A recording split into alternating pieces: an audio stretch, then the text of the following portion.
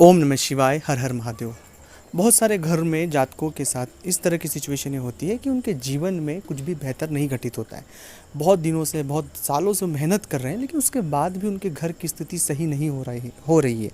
उनसे नीचे, उनसे कम वो लोग बहुत आगे तक जा रहे हैं, लेकिन हमारे घर में न जाने क्यों क्या ऐसी स्थितियाँ हैं कि चीज़ें ख़राब होती है। दूसरा यह भी कारण है कि घर के लोगों में बहुत अनबन बनी रहती है।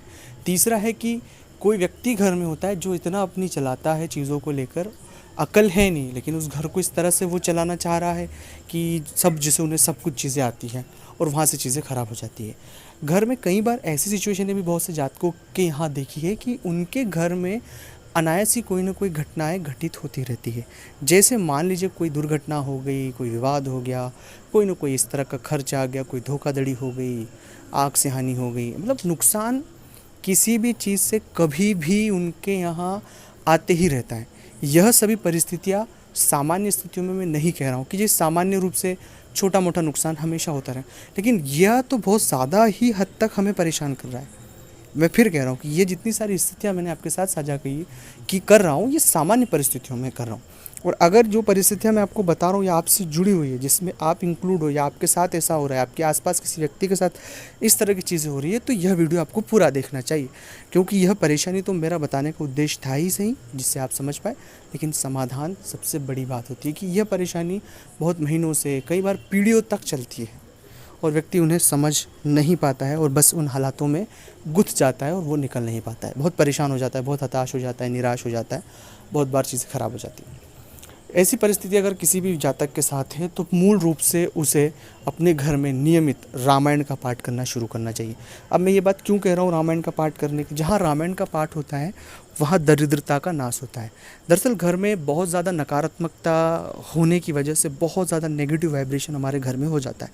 तो रामायण का पाठ करने से, बजरंग बाण का पाठ करने से, हनुमान चालीसा का पाठ करने से, हनुमान चालीसा और बजरंग बाण के पाठ से भी ज़्यादा इफेक्टिव परिणाम जो मिलता है वो रामायण का पाठ करने से। तो रामायण को पढ़ना शुरू करें, अपने घर में नियमित रूप से पढ़ना शुरू करें।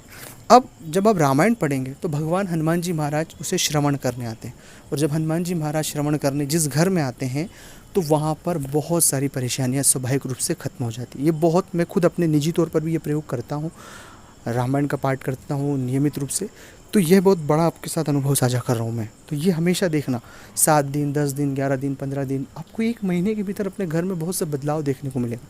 पर नियमित धूप अगरबत्ती लगाकर श्रद्धापूर्वक आप रामायण को पढ़ना शुरू करें। दूसरा प्रयोग है कि जो भी जातक इस तरह के फेर में उलझे हुए हैं, आर्थिक फेर में उलझे हो, पारिवारिक फेर में उलझे हो, महिलाओं के तम प्रकार की परेशानियां होती हैं महिलाओं को अपनी, इस तरह के किसी भी फेर में अगर वो उलझे हुए हैं तो हर अमावस्या और पूर्णिमा को अपने घर में भगवान सत्यनारायण की कथा अनिवार्य रूप से कराएं, क्योंकि इस कलयुग के जो देवता है भगवान सत्यनारायण ही है।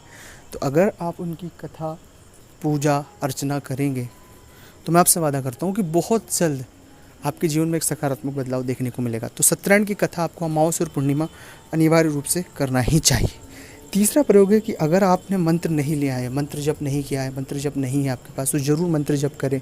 और अगर आप पुरुष हैं तो महिलाओं का विशेष सम्मान करें, महिलाओं से बदतमीजी से बात ना करें, उनसे बहुत सलीके से पेश आएँ, क्योंकि इस कलयुग में जहाँ पर महिलाओं का सम्मान होता है, पूजा होती है, वहाँ ईश्वर का वास होता है। अगर अच्छा लगा हो ये वीडियो तो लाइक करें, शेयर करें, कमेंट्स करें। ओम नमः शिवाय, ओम नमः शिवाय।